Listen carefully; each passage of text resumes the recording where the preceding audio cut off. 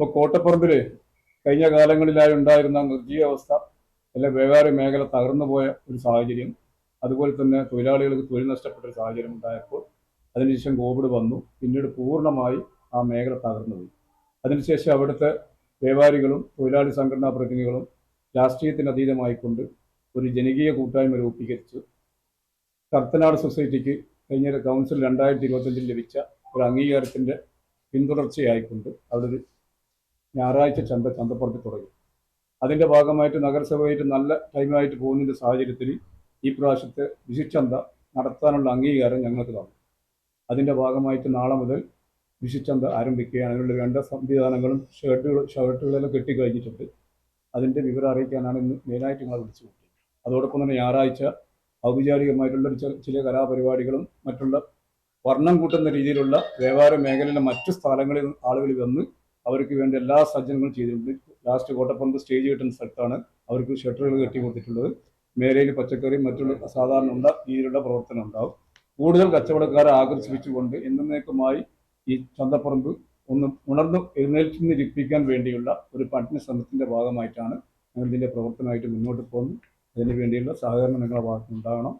അവിടെ ഒരുപാട് ഉൽപ്പന്നങ്ങൾ വിൽക്കാൻ വന്നുകൊണ്ടിരിക്കുന്നുണ്ട്.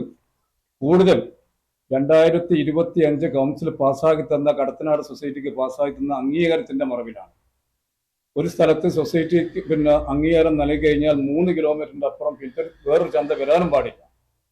അതിൻ്റെ സാങ്കേതികമായ തടസ്സങ്ങളും കാര്യങ്ങളൊക്കെ അത് ബന്ധപ്പെട്ട അധികാരികളുടെ ശ്രദ്ധയിലേക്ക് ഞങ്ങൾ കൊണ്ടുവന്നിട്ടുണ്ട്. മുനിസിപ്പൽ സെക്രട്ടറി ഉൾപ്പെടെ ആളുകളോട് പറഞ്ഞിട്ടുണ്ട്. ഇവിടെ കോട്ടപ്പറമ്പിൽ നഷ്ടപ്പെട്ടു പോയ പ്രതാപം തിരിച്ചു കൊണ്ടുവരിക എന്ന സതുദ്ദേശത്തോട് മാത്രമാണ് എല്ലാവരെയും ഒത്തുപിടിച്ചുകൊണ്ട് ഇത്തരം ഒരു പ്രവർത്തനത്തിന് ജനകീയ കമ്മിറ്റി രൂപീകരിച്ചത്. ഇതോടൊപ്പം തന്നെ വടകര നഗരസഭയോട് ഞങ്ങൾക്ക് വിനീതമായി അഭ്യർത്ഥിക്കാൻ ഫയർ സ്റ്റാൻഡിൻ്റെ അകത്തുള്ള ആ ഒരു ലൈറ്റ് ഒന്ന് പ്രകാശിപ്പിച്ചു തരാനും ആവശ്യപ്പെട്ടിട്ടുണ്ട്.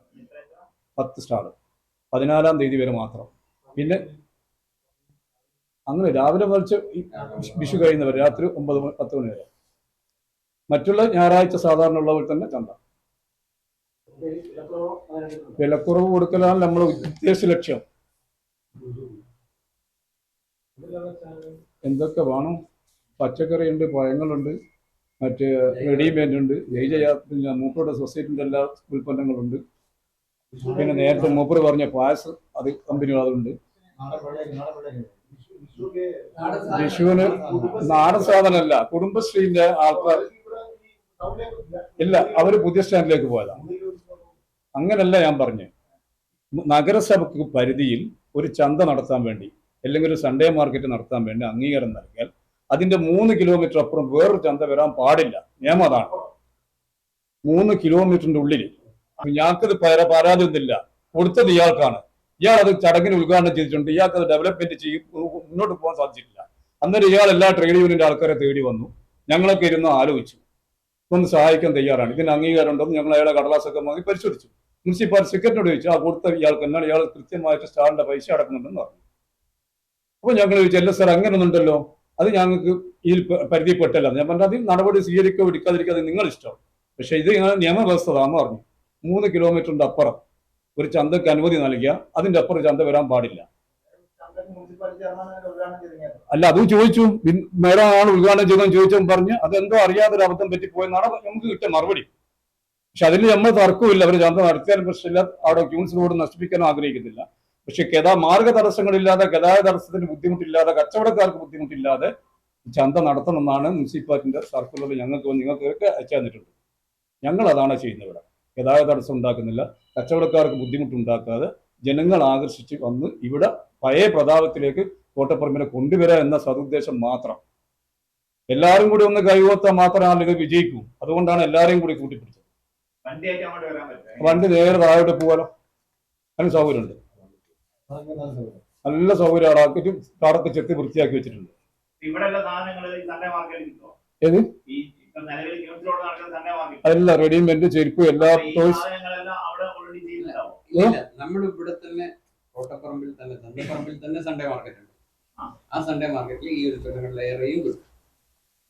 കമ്പനിയുടെ ഉൽപ്പന്നങ്ങൾ പ്രത്യേകിച്ച് ജൈവ രീതിയിൽ നമ്മുടെ കോഴിക്കോട് ജില്ലയിൽ തന്നെ കൃഷി ചെയ്ത ജൈവ നെല്ല്, രക്തശൈലി, തവിട്, അതിന്റെ തവിട്, ഇതൊക്കെ ഇതിലെ പ്രധാനമായ ഒരു ലക്ഷ്യം. ഇതിനാവശ്യമായ എല്ലാ സംവിധാനം ഇതിനാവശ്യം